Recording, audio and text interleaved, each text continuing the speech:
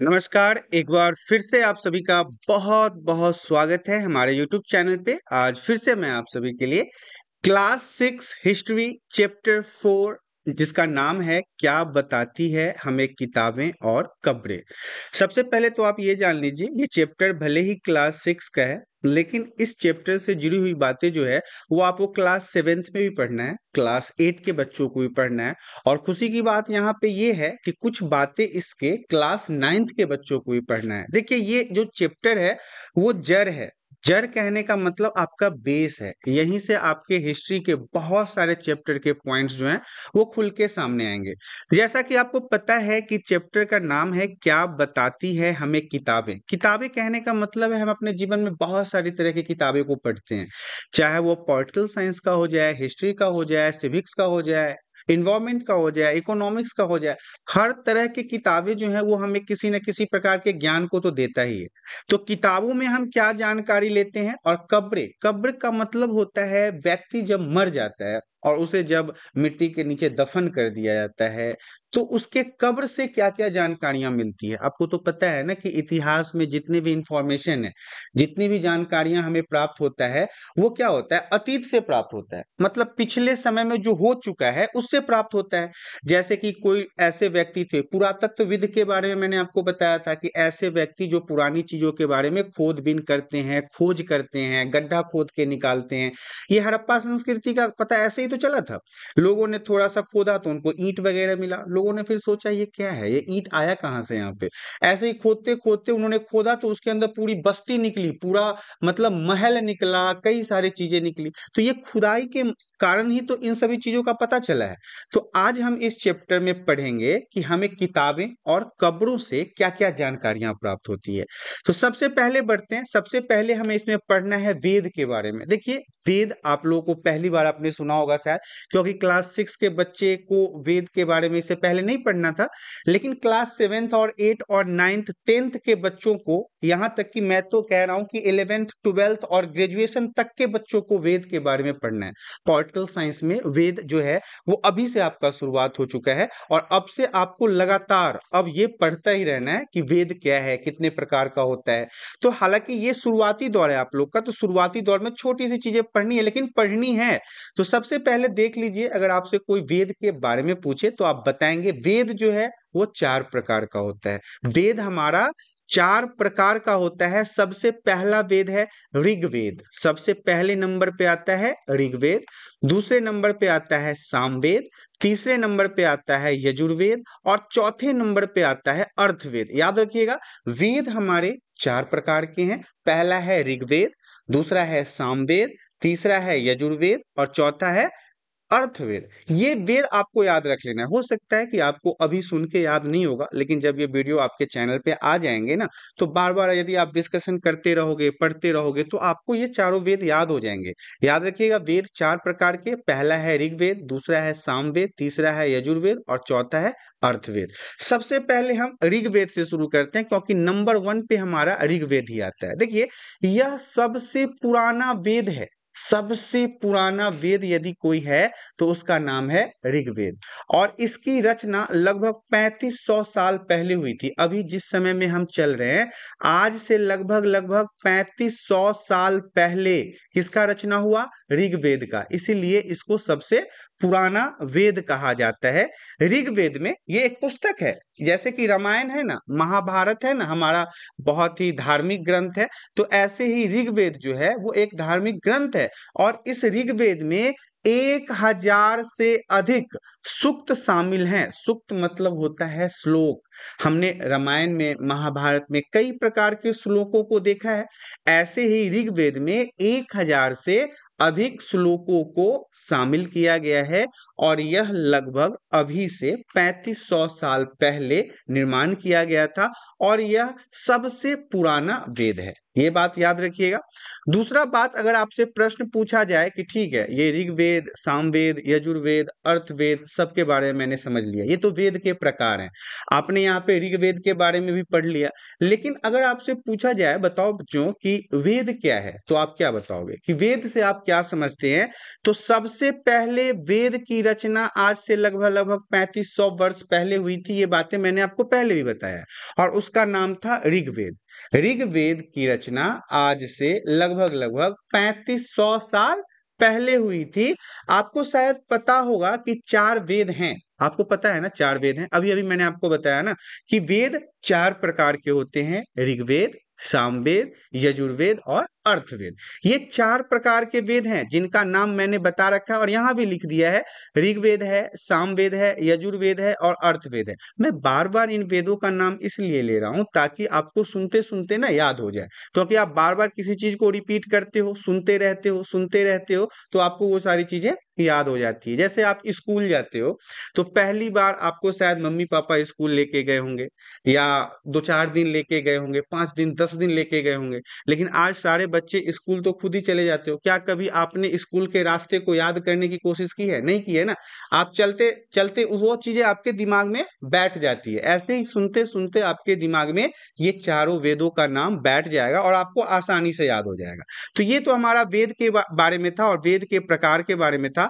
अब हम सबसे पहले पॉइंट की तरफ बढ़ते हैं। सबसे पहला पॉइंट हमारा कहता है ऋग्वेद, जो वेदों में सबसे पुराना वेद है और 3500 साल पहले इसका निर्माण हुआ था, और इसमें 1000 से अधिक प्रार्थनाएं हैं। प्रार्थनाएं मतलब वही श्लोक जो मैंने आपको पहले भी बताया था, जिसे हम सूक्त भी कहते हैं। श्लोक को क्या कहते हैं? सूक्त भी कहते हैं।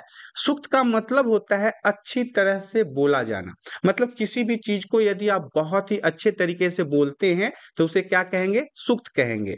ऋग्वेद में मुख्य रूप से जो वेद होता है, जो रामायण है या महाभारत है या मुस्लिमों का कुरान है, उसमें क्या होता है? उसमें तो उनके देवी देवताओं, भगवान अल्लाह के बारे में तो बताई जाती है। ऐसा ही ऋग्वेद में भी 1000 प्रार्थनाएं के बारे में बताया गया है, जिसे हम सूक्त के नाम से भी जानते हैं। ऋग्वेद में 3 मुख्य देवी देवताओं के बारे में बताया गया है। 3 मुख्य देवी देवताओं के बारे में वर्णन किया गया है, जिसमें पहले नंबर पे है आग के देवता। आग मतलब अग्नि देवता। ऋग्वेद में सबसे पहले अग्नि देवता के बारे में बताया गया है। दूसरे नंबर पे है वर्षा के देवता, मतलब इंद्र भगवान के बारे में बताया गया, क्योंकि ये सब बातें तो हम भी जानते हैं ना कि वर्षा जो है वो इंद्र भगवान के हाथ में होता है, वो बारिश के देवता हैं। ऐसे ही आग के देवता अग्नि देवता हैं। और फिर एक उन्होंने वहां पे बात किया है सोम के पौधे के बारे में। और इस पौधा, सोम का पौधा मतलब होता है पेड़, जिससे एक प्रकार का पेय बनाया जाता था। पेय कहने का मतलब है पीने वाला रस बनाया जाता था, जूस बनाया जाता था। आज भी हम कई बार देखते हैं गाँव में कि मम्मी जो है वो नींबू के रस का वो शरबत बनाती है। ऐसा देखा होगा आपने, चीनी वगैरह डाल के। और कभी कभी फास्टिंग वगैरह होता है, मम्मी अगर पूजा पाठ में सहती है, खाना वाना नहीं खाती है, तो वो नींबू का शरबत वगैरह पिया जाता है उसमें, है ना। तो ऐसा ही उस समय एक पौधे का जिक्र आया है जिसका नाम है सोम का पौधा। इस पौधे से क्या बनाया जाता था? शरबत टाइप का पदार्थ निर्माण किया जाता था। दूसरा पॉइंट हमारा कहता है ऋग्वेद की प्रार्थना। अब देखिए, ऋग्वेद की प्रार्थना जो है लोगों के लिए वर्षा और आग के महत्व को दर्शाती है। वर्षा और आग कहने का मतलब है ऋग्वेद जो है, इन वेदों में जो चीजें बताई गई है, इसका महत्व जो है वो आग के महत्व को दर्शाता है, वर्षा के महत्व को दर्शाता है। क्योंकि मैंने आपको बताया ना कि इसमें जो वर्षा के देवता हैं उनके बारे में चर्चा किया गया है, जो आग के देवता हैं उनके बारे में चर्चा किया गया है। हम जानते हैं कि अच्छी फसल के लिए वर्षा जरूरी है। अगर कहीं कहीं भी, पूरे भारत में नहीं, पूरे विश्व की बात अगर की जा रही है, तो पूरे विश्व में अगर अच्छा फसल करना है, खेती अगर अच्छे तरीके से करना है, अगर आपको अच्छे तरह से फसल उगाना है, तो उसके लिए बारिश की तो बहुत जरूरी है, क्योंकि बारिश के पानी से ही तो खेतों में सिंचाई होती है। प्रचुर मात्रा में पीने के लिए भी पानी जो होती है वो वर्षा के माध्यम से हमें प्राप्त होता है। आज आप दिल्ली शहर की हालत देख रहे हो कि किस प्रकार से लोग पानी के बिना त्राहिमाम कर रहे हैं। ऐसा क्यों हो रहा है? क्योंकि दिल्ली में बारिश नहीं हो रही है। रही है और बारिश नहीं हो रही है तो हमारा जो ग्राउंड लेवल वाटर है, जो जमीन के नीचे पानी है, क्योंकि वहीं से तो हम लोग को पानी प्राप्त होता है, वो हमें प्राप्त नहीं हो रहा है। तो ऐसे में समस्या बनती जा रही है। आप 2-4 दिन, 5 दिन, 10 दिन, 15 दिन बिना खाए हुए रह सकते हो, भोजन नहीं करोगे तब भी काम चल जाएगा, आप मरोगे नहीं। लेकिन अब 3 से 4 दिन अगर पानी नहीं पियोगे तो आपकी मृत्यु तय हो जाती है। तो आप बताइए, भोजन जरूरी है या पानी जरूरी है? पानी ज्यादा जरूरी है। तो पानी के लिए किस देवता का यहाँ पे जिक्र किया गया है? इंद्र देवता का। तथा आग का इस्तेमाल हम भोजन पकाने के लिए करते हैं और कई कामों के लिए करते हैं, इसलिए मुख्य रूप से यहाँ पे आग के देवता और इंद्र देवता का वर्णन किया गया है। तीसरे पॉइंट की बात करते हैं। इन प्रार्थनाओं की रचना ऋषियों द्वारा की गई थी। देखिए, जितने भी प्रार्थनाओं के बारे में मैंने आपको बताया है ऋग्वेद में, जो 1000 श्लोक के बारे में बताया है ना, 1000 सूक्त के बारे में बताया है ना, ये उस समय के जो महान ऋषि हुआ करते थे, उन ऋषियों के द्वारा इन प्रार्थनाओं की रचना की गई है, जो उस समय अत्यंत विद्वान पुरुष होते थे। कुछ महिलाओं ने भी ऐसी प्रार्थनाओं की रचना की है जो कि ऋग्वेद में पाक संस्कृत या वैदिक संस्कृत का प्रयोग हुआ है। याद रखिएगा, ऋषियों के द्वारा भी इन सूक्तों की रचना की गई है और इसके अलावा इसमें कुछ महिलाओं का भी योगदान है। आज यह संस्कृत के कुछ कुछ अलग से है, हालांकि संस्कृत भाषा से ये थोड़ा सा अलग अलग है, लेकिन लगभग लगभग चीजें जो है इसकी वो संस्कृत भाषा से मिलती है। पॉइंट हमारा कहता है संस्कृत और अन्य भाषाएं। अब हम इसके बारे में जान लेते हैं, संस्कृत और अन्य भाषाओं के बारे में। संस्कृत भाषा, देखिए, जो भारत यूरोपीय लोग होते थे उनके भाषा परिवार का हिस्सा है। भारत में कई भाषाएं, हम भारत के अंदर बहुत सारे राज्य हैं, आप लोगों को मैंने राज्य राजधानी के बारे में पढ़ाया है। उन राज्यों में, ज्यादातर राज्यों में क्या है कि अपनी एक लोकल लैंग्वेज है। जैसे कि आपको पता है कि यहाँ पे अंग्रेजी, इसके अलावा मैं भारत की अगर भाषा की बात करूँ तो सबसे पहले हम भारत की भाषा की बात कर लेते हैं। यहाँ पे असमिया बोली जाती है, गुजराती बोली जाती है, हिंदी बोली जाती है, कश्मीरी बोली जाती है, सिंधी, एशियाई भाषा, और भी बहुत सारे ऐसे लैंग्वेज हैं जो यहाँ पे बोले जाते हैं। जैसे फारसी तथा यूरोप की बहुत सारी भाषाएं, अगर हम विदेशों की बात करें तो अंग्रेजी, फ्रांसीसी, जर्मन, यूनानी, इतालवी, स्पेनिश आदि इन परिवार से जुड़े हुए ये सब भाषाएं हैं जो अलग अलग जगहों पर बोला जाता है।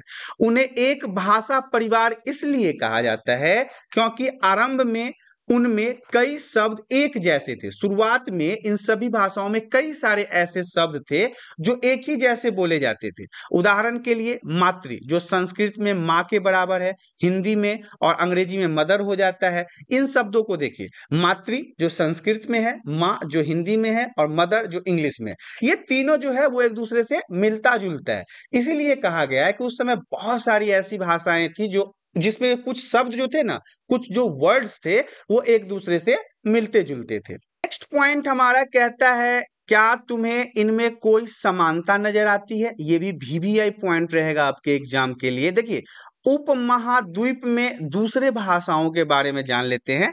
परिवारों की भी भाषाएं बोली जाती है। उदाहरण के लिए पूर्वोत्तर प्रदेश, पूर्वोत्तर प्रदेश कहने का मतलब है, देखिए यहाँ पे तिब्बत वर्मा परिवार की जो भाषाएं बोली जाती है, या फिर कुछ ऐसे राज्य हैं जैसे तमिलनाडु में तमिल, आंध्र प्रदेश में तेलुगु, कर्नाटक में कन्नड़, केरल में मलयालम, द्रविड़ भाषा परिवार की भाषाएं। ये सारी भाषाएं किस भाषा परिवार की है? तो द्रविड़ भाषा परिवार की है। जबकि हम झारखंड और मध्य भारत के कई हिस्सों में बोली जाने वाली भाषाएं हैं, उन्हें हम ऑस्ट्रो अर्थात एशियाटिक परिवार से जोड़ के रखते हैं। जो हमारे इधर झारखंड के साइड बोला जाता है, इसकी जो भाषाएं हैं वो एशियाटिक परिवार से जुड़े हुए होते हैं। नेक्स्ट पॉइंट हमारा कहता है भाषाओं के कुछ मुख्य परिवार। अब हम इसके बारे में जान लेते हैं। सबसे पहला परिवार जो है उसे हम इंडो यूरोपियन परिवार कहते हैं।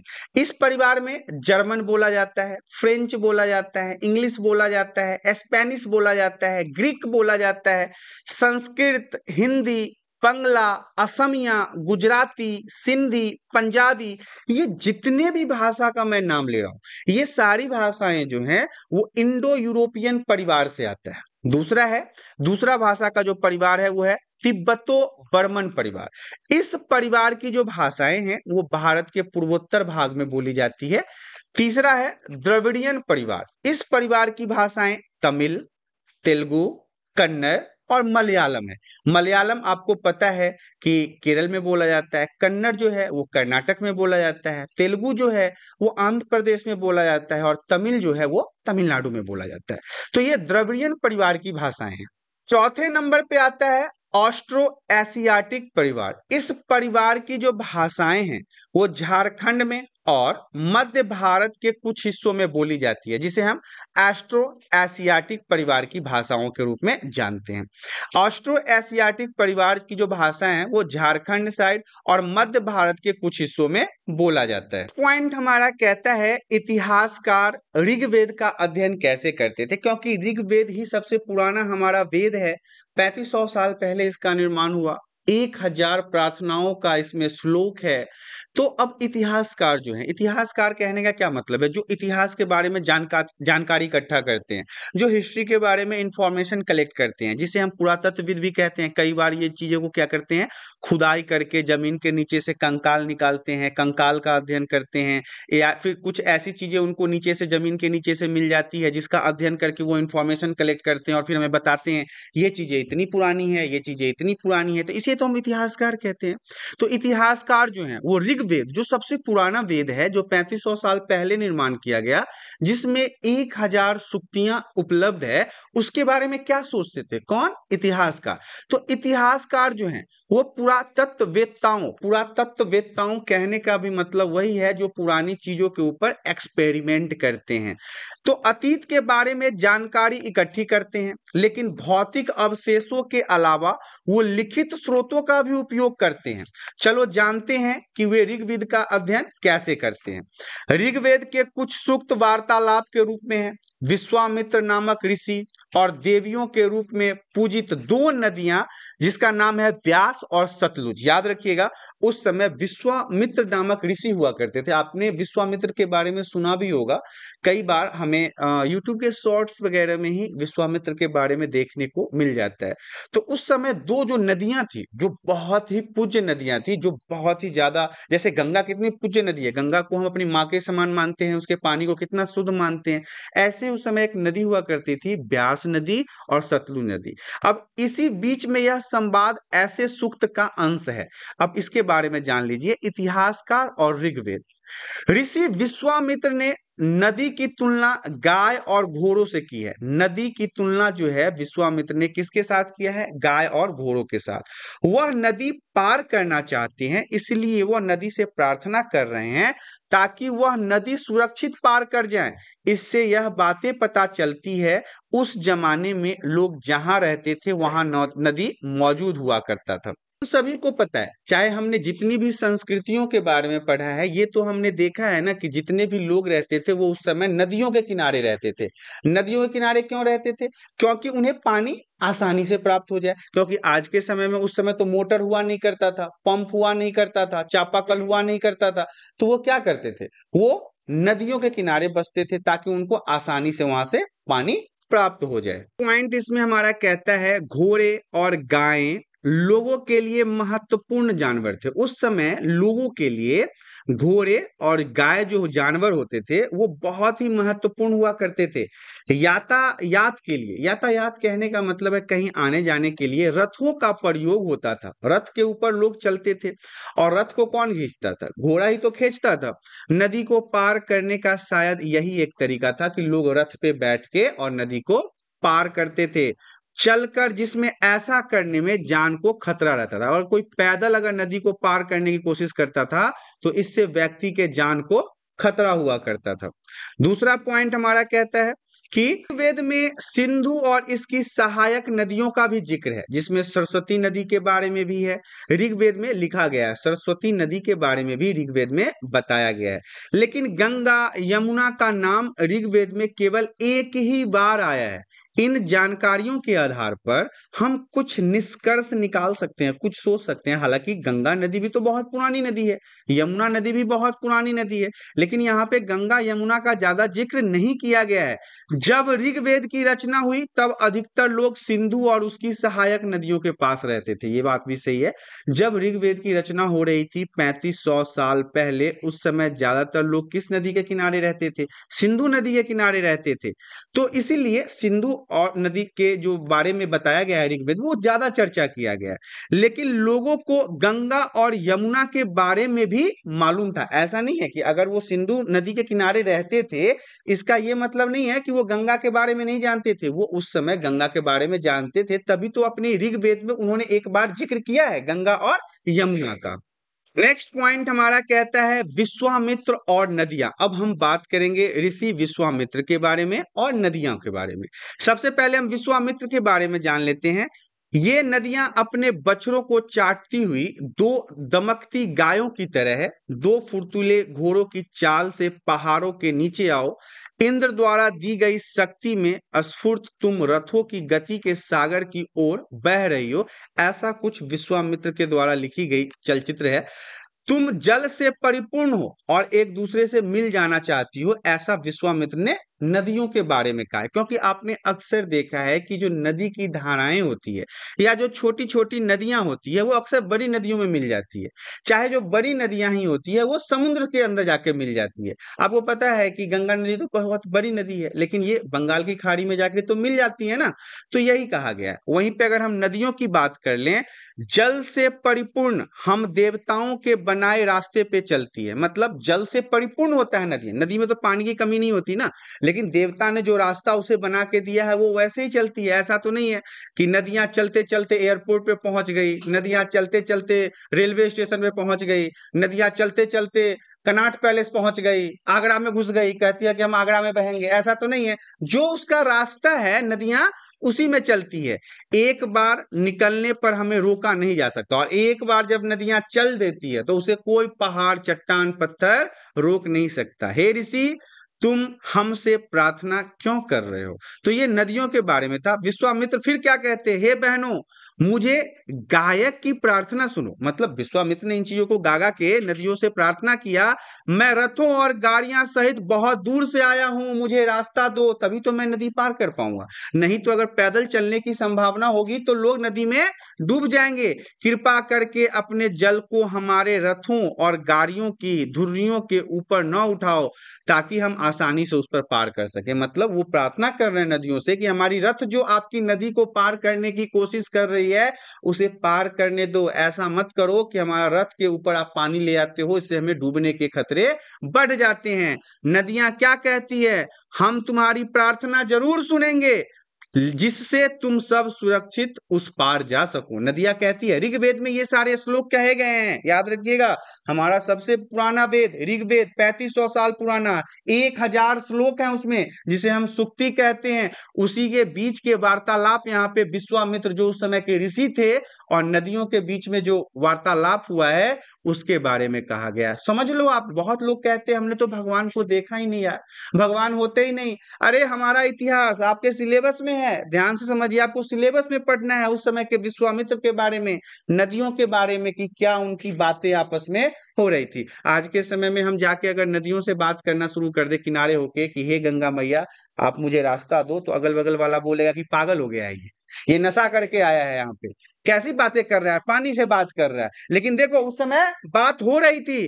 फिर इतिहासकार यह बताते हैं कि यह प्रार्थना उस क्षेत्र में रची गई होगी जहां ये नदियां बहती है। वो ये भी सुझाते हैं कि जिस समाज में ऋषि रहते हैं वहां घोड़े और गायों का बहुत महत्व दिया जाता है। क्योंकि ऋषि जो होते हैं वो मांस मछली तो नहीं खाते हैं ना, वो तो फल फूल, दूध, दही, घी, मक्खन ये सब खा के रहते हैं। तो वहां पे गाय का होना तो जरूरी है, क्योंकि ऋषियों के लिए तो गाय का महत्वपूर्ण बहुत ज्यादा जरूरी है, क्योंकि वो तो दूध पी के ही रहते थे। और घोड़े भी जरूरी थे, क्योंकि अगर एक जगह से दूसरी जगह तक कहीं जाना है तो वो उड़ के तो जाएंगे नहीं, घोड़े और हाथी के माध्यम से उस समय लोग जाते थे। इसलिए नदियों की तुलना उस समय घोड़ों और गायों से की गई है। नेक्स्ट पॉइंट हमारा कहता है मवेशी, घोड़े और रथ। अब हम मवेशी में घोड़े और रथ के बारे में जान लेते हैं। ऋग्वेद में मवेशी, बच्चे, खासकर पुत्रों और घोड़ों के प्राप्ति के लिए अनेक प्रार्थनाएं हैं। देखिए ऋग्वेद में मतलब कि जो हम आपको अभी तक बता रहे थे उसमें मवेशियों के लिए, बच्चों के लिए, खासकर पुत्र के लिए, बेटा के लिए बहुत लोग जब तब प्रार्थना करते थे, घोड़े की प्राप्ति के लिए प्रार्थना करते थे। घोड़े को लड़ाई में रथ खींचने के काम लाया जाता था। जब भी कोई युद्ध होता था ना, उस समय आपने देखा होगा राम और रावण का युद्ध, उस समय उनके युद्ध में जो रथ हुआ करता था उसे कौन खींच रहा था? घोड़ा ही तो खींच रहा था। इन लड़ाइयों में मवेशी जीत कर लाए जाते थे, मवेशियों को जीत कर लाया जाता था। लड़ाइयां वैसे जमीन पर भी लड़ी जाती थी, जहां अच्छे चारागाह हो, जहां पर अच्छी नदी हो, अच्छे फसल को उपजाया जा सकता हो। कुछ लड़ाइयां पानी के लिए भी होता था, उस समय लोग पानी के लिए भी लड़ाई करते थे। और लोगों को बंदी बनाने के लिए भी लोग लड़ते थे, अपने कंट्रोल में लेने के लिए, राज्यों पर आक्रमण करके उस राज्य को अपने कंट्रोल में लेने के लिए, इन सभी चीजों के लिए लोग उस समय लड़ा करते थे। युद्ध में जीते गए धन, जो भी पैसे ये युद्ध में जीतते थे, उसके कुछ भाग सरदार रख लेते थे, जो उनका मुखिया होता था ना वो रख लेता था। कुछ हिस्सा पुरोहित को दे दिया जाता था, पुरोहित मतलब पंडित को, पंडित जी को दे दिया जाता था। और जो बाकी धन बचता था वो आम लोगों में बांट दिया जाता था। कुछ धन यज्ञ के लिए भी प्रयुक्त होता था, यज्ञ वगैरह जो होता था उसके लिए भी कुछ धन रख लिया जाता था। यज्ञ की आग की आहुति दी जाती थी, ये आहुतियां देवी देवताओं को दिया जाता था। जैसे आज भी आपने देखा होगा, ओम मंगलम भगवान विष्णु मंगलम पौंड्रिकाक्ष मंगलाय तनुहरि, ये तो हमारा मंत्र है। या फिर आप हवन वगैरह में देखा होगा, ओम विष्णुवाय स्वाहा, ओम भगवताय स्वाहा। तो ये स्वाहा स्वाहा जो आप देख रहे हो ये आहुति देना होता है, ये देवी देवताओं को प्रसन्न करने के लिए लोग करते थे। और इसमें घी, अनाज, कभी कभी जानवरों की भी आहुति दी जाती थी, बलि वगैरह चढ़ाया जाता था। बलि वगैरह तो आज भी हमारे भारत में चढ़ाया जाता है, कभी कभी आपने देखा होगा। ये बिहार, झारखंड और मध्य प्रदेश, छत्तीसगढ़ वगैरह में ज्यादा होता है। ये गांव वाले एरिया में होगा कि काली जी के यहाँ पे बकरा वकरा काट के लोग चढ़ाते हैं। तो ये यही तो होता है बलि प्रदान करना। पॉइंट हमारा इसमें कहता है अधिकांश पुरुष मतलब मर्द इन युद्धों में भाग लेते थे, क्योंकि लड़ाइयों में तो ज्यादातर मर्द ही जाते थे। कई अस्थाई सेना यहाँ पे नहीं होती थी, मतलब कोई भी यहाँ पे अस्थाई सेना नहीं होती थी, लेकिन लोक सभाओं में मिलते जुलते थे। युद्ध एवं शांति के विषय पर वो आपस में बातचीत किया करते थे। यहाँ ऐसे लोगों को अपना सरदार चुना जाता था जो बहुत ही बहादुर और कुशल योद्धा हो। ऐसे लोगों को मुखिया चुना जाता था जो बहुत ही बहादुर हो, शक्तिशाली हो, कुशल हो, योद्धा हो। ऐसे लोगों को लोग यहाँ पे सरदार चुनते थे। नेक्स्ट पॉइंट हमारा कहता है लोगों की विशेषता बताने वाले शब्द। अब हम इसके बारे में बात कर लेते हैं। लोगों का वर्गीकरण जो था वो काम, भाषा, परिवार या समुदाय, निवास स्थान या सांस्कृतिक परंपरा के आधार पर किया जाता था। लोगों का समाज में बंटवारा, स्तरीकरण कैसे किया जाता था? तो उनके परिवार के आधार पर, उनके भाषा के आधार पर, उनके काम के आधार पर, उनके समुदाय के आधार पर, उनके निवास के स्थान के आधार पर, उनके सांस्कृतिक परंपरा के आधार पर लोगों को बांटा जाता था। ऋग्वेद में लोगों की विशेषता बताने वाले कुछ शब्द को देखना है आपको। ऐसे दो समूह है जिसका वर्गीकरण काम के आधार पर किया गया है। पुरोहित, जिन्हें कभी कभी ब्राह्मण भी कहा जाता था। पुरोहित को ज्यादातर हम लोग ब्राह्मण ही कहते हैं। पुरोहित मतलब जो पूजा पाठ कराते हैं। तो आज के समय में पूजा पाठ कराने वाले लोगों को तो ब्राह्मण ही कहा जाता है ना। तरह तरह के यज्ञ करना, अनुष्ठान करते थे। दूसरे लोग थे ये राजा, या ये राजा वैसा नहीं थे, लेकिन बड़ी बड़ी राजधानियां और महलों में ये भी रहते थे। न इनके पास सेना थी, न ही ये कर वसूलते थे। प्रायः राजा की मृत्यु के बाद उसका बेटा अपने आप ही शासक बन जाता था। मतलब अगर राजा मर जाता था ना, तो उसका जो पुत्र होता था, राजा का जो बेटा राजकुमार हुआ करता था, उसी को हम उस समय राजा मान लेते थे। ऐसा वहां पे मतलब नियम कानून था। नेक्स्ट पॉइंट हमारा कहता है खामोश प्रहरी। देखिए कहानी महापाषाणों की, ये शिला, पाषाण मतलब होता है महा मतलब बड़ा, पाषाण मतलब पत्थर, पत्थर से बना हुआ युग। ये पत्थर दफन करने की जगह पर लोगों के बड़े बड़े करीनों से लगाए गए थे। देखिए महापाषाण काल में ना ज्यादातर चीजों पत्थर के ही होते थे, ये बात याद रखिएगा। महापाषाण में जो कब्रें थी, कब्रें मतलब जहां पे लोगों को गाड़ा जाता था मरने के बाद, वो भी पत्थरों का ही बनाया जाता था। लगभग 3000 साल पहले ये काम शुरू हुआ था, पत्थरों का कब्र बनाना। यह प्रथा दक्कन, दक्षिण भारत, उत्तर पूर्वी भारत और कश्मीर में प्रचलित थी। कई बार पुरातत्वविद को गोलाकार सजाए हुए पत्थर भी मिले हैं, कई बार अकेला खड़ा हुआ भी पत्थर मिलता है। यही एकमात्र प्रमाण है, मतलब कि इसका साक्ष्य है जो जमीन के नीचे कब्रों को दर्शाते हैं, मतलब मिट्टी के नीचे जो कब्र बनता था उसके साक्ष्य के रूप में इसी को जाना जाता है। लोगों की सामाजिक असमानताओं के बारे में पता करना भी बहुत इंपॉर्टेंट है। पुरातत्वविद जो थे ये यह मानते थे कि कंकाल के साथ कई चीजें पाई गई है। मरे हुए व्यक्ति के साथ लोग बहुत सारी चीजों को दफना देते थे। उन्हें उस समय ऐसा लगता था कि मरे हुए व्यक्ति के साथ यदि बकरा को डाल दें तो वो वहां पे दूध पी सकता है, मरने के बाद गाय को डाल दें तो मतलब वो दूध पी सकता है, बर्तन डाल दें तो वो बर्तन में खाना खा सकता है। ऐसी मानसिकता थी उस समय लोगों की। यहाँ एक व्यक्ति के कब्र में 33 सोने के मनके और शंख पाए गए। इसका क्या मतलब है कि वो ऊपर जाके धनी रहे। 23 सोने का अगर उसके पास कंगन वगैरह है तो वहां पे वो धनी मनी रहेगा।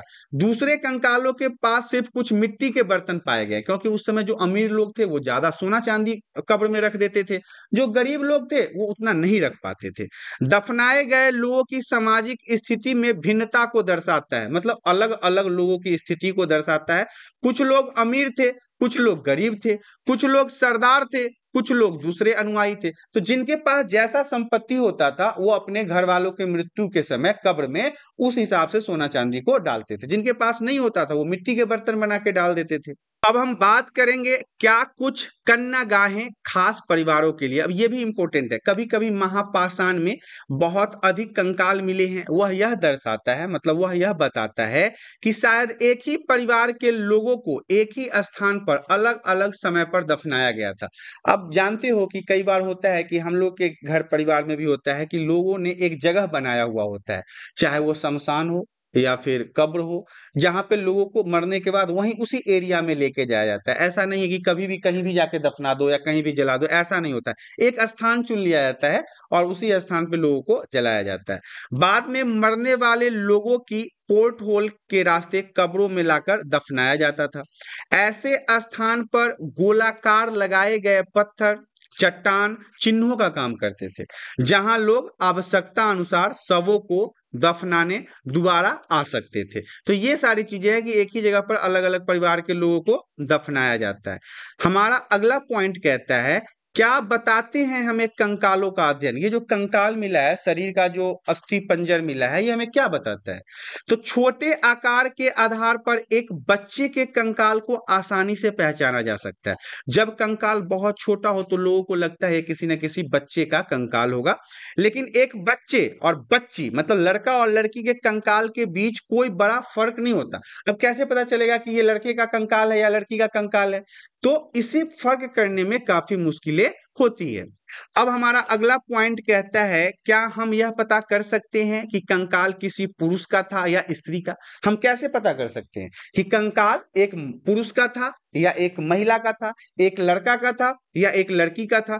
कभी कभी लोग कंकाल के साथ मिले सामानों के आधार पर इसका अंदाजा लगाते हैं। जो कब्र में उनको सामान मिलता था ना, इसके आधार पर वो अंदाजा लगाते थे। जैसे कब्र में अगर कोई कंकाल मिला और उसके साथ चूड़ी बिंदी वगैरह है, इसका मतलब वो मर्द तो यूज करेगा नहीं, लड़का क्या करेगा चूड़ी बिंदी लेके, तो वो लड़की ही इस्तेमाल करेगी ना, तो वो लोग समझते थे कि ये लड़की का होगा। लेकिन अगर अब मान लो लाठी, भाला, काड़ा ये सब किसी कब्र में मिला तो वो समझते थे ये लड़का है या मर्द है, क्योंकि लड़कियां ही भाला काड़ा लेके क्या करेगी। तो ये सारी चीजों के माध्यम से लोग उस समय स्त्री और पुरुष का पता लगाते थे। उदाहरण के लिए यदि कंकाल के साथ गहने मिलते थे तो कई बार उसे महिला का कंकाल मान लिया जाता था, क्योंकि गहना वगैरह तो महिला ही पहनती है ना। लेकिन ऐसी समझ के साथ समस्याएं हैं, अक्सर पुरुष भी उस समय आभूषण पहनते थे, काड़ा वगैरह तो पुरुष भी पहनते थे, तो कभी कभी ये दिक्कतें हो जाती थी कि उनको समझ में नहीं आता था ये महिला का कंकाल है या पुरुष का कंकाल है। कंकाल का लिंग पहचानने का सबसे बेहतर तरीका उसकी हंसी स्त्रियों की पैर के बारे में है। चूंकि महिलाएं बच्चों को जन्म देती है, इसलिए उनका जो कटा प्रदेश है या कुल्ला प्रदेश है वो ज्यादा बड़ा होता था। ये समझ कंकालों की आधुनिक अध्ययन पर आधारित है। आज के समय में लोग समझ जाते थे कि ये महिलाओं का कंकाल है और ये पुरुषों का कंकाल है। आज से लगभग लगभग 2000 साल पहले चरक नाम के एक प्रसिद्ध वैद्य हुआ करते थे। आज से 2000 साल पहले चरक नामक एक डॉक्टर, आप कह सकते हैं अभी के समय में बहुत ही प्रसिद्ध वैद्य थे। उन्होंने चिकित्सा शास्त्र पर चरक संहिता नाम की एक किताब लिखी। वो कहते हैं कि मनुष्य के शरीर में 360 हंसी स्त्रियां होती है। ये आधुनिक शरीर रचना विज्ञान की 206 हंसी स्त्रियों की काफी ज्यादा हुआ करता था। संभवतः चरक ने अपनी गिनती में दांत और स्त्रियों की जोड़ कार्टिलेज को जोड़कर यह संख्या बताई थी। आज से 2000 साल पहले एक ऐसे वैद्य हुआ करते थे जिन्होंने शरीर के सभी हड्डियों की गणना करके उसके उपचार के बारे में बता दिया था। अब हम बात करेंगे इनाम गांव के लोगों के काम धंधे। इनाम, देखिए अब समझ लीजिए, इनाम गांव में पुरातत्व जो लोग हुआ करते थे, जो इतिहासकार है, वो गेहूं, जौ, चावल, दाल, बाजरा, मटर और तिल के बीज वहां से प्राप्त हुए हैं। कई जानवरों की हड्डियां भी प्राप्त हुई है। कई हड्डियों पर काटने के निशान से यह अंदाजा होता है कि लोग इस जानवरों को उस समय खाया करते थे। गाय हो गया, बैल, भैंस, बकरी, भेड़, कुत्ता, घोड़ा, गधा, सुअर, सांभर, चितकबरा हिरन, कृष्ण मृग, खरहा, नेवला, चिड़िया, घड़ियाल, कछुआ, केकड़ा और मछली की हड्डियां भी इनको वहां से प्राप्त हुआ है। किसे? पुरातत्वविदों को। ऐसे साक्ष्य मिले हैं कि बेर, आंवला, जामुन, खजूर और कई तरह की रस भरियां एकत्र की जाती थी। अब हम बात कर लेते हैं कुछ महत्वपूर्ण तिथियों के बारे में। तो देखिए, ये हमारा इस चैप्टर का लास्ट टॉपिक है, जिसमें लास्ट टॉपिक में पहला टॉपिक हमारा कहता है वेदों की रचना का प्रारंभ, मैंने आपको बताया है 3500 साल पहले से हुआ था। महापाषाणों के निर्माण की शुरुआत 3000 साल पहले हुआ था। इनाम गांव में कृषकों का निवास 3600 साल से 2700 साल पहले हुआ था। चरक जो वैद्य थे, जिनके बारे में मैंने आपको बताया कि डॉक्टर थे, वो कब थे? 2000 साल पहले तक थे। इस प्रकार से इस पूरे चैप्टर में जितने भी महत्वपूर्ण पॉइंट थे वो यहाँ पे समाप्त हो गया है। इस प्रकार से आपने देखा क्लास 6 हिस्ट्री चैप्टर 4 नोट्स, जिसका नाम है क्या बताती है हमें किताबें और कब्रें, यहाँ पे समाप्त हो गया है। आशा करता हूँ वीडियो में दी गई जानकारी आप सभी को पसंद आया होगा। जानकारी पसंद आया तो वीडियो को लाइक, और चैनल पे पहली बार आए हैं तो चैनल को सब्सक्राइब करें, ताकि इसी प्रकार के एजुकेशनल वीडियो आपको हमेशा प्राप्त होता रहे। आज के लिए इतना ही, धन्यवाद।